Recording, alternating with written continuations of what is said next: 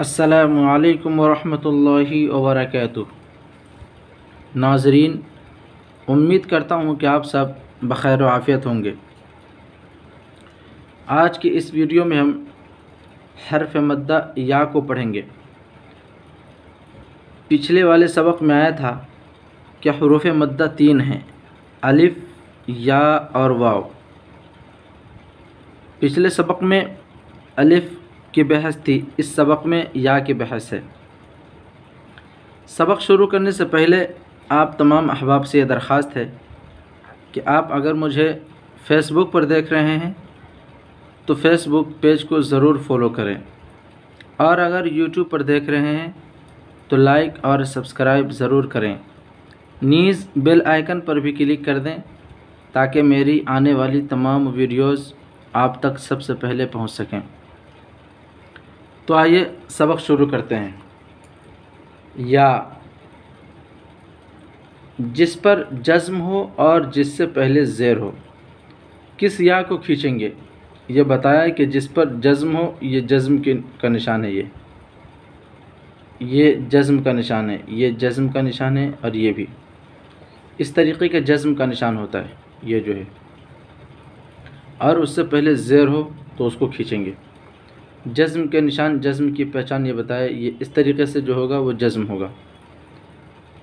جزم کی پہچان کرائیں اور بتلائیں جس حرف پر جزم ہو اس کو پچھلے حرف سے ملا کر پڑھیں۔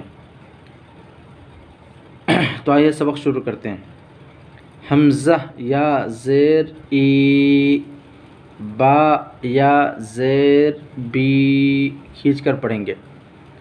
تا یا زیر تی، سا یا زیر سی، جیم یا زیر جی، ح یا زیر حی، خا یا زیر خی، دال یا زیر دی، زال یا زیر زی، را یا زیر ری، زا یا زیر زی، سین یا زیر سی، شین یا زیر شی، صاد یا زیر صی،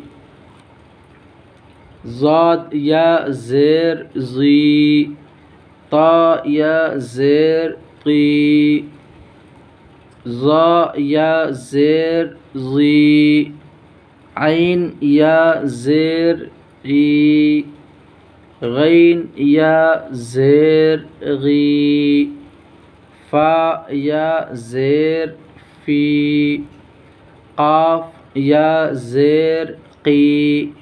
قاف کو حلق سے نکالیں گے۔ کاف یا زیر کی، یہ چھوٹی کاف ہے اور یہ بڑی قاف ہے۔ لام یا زیر لی،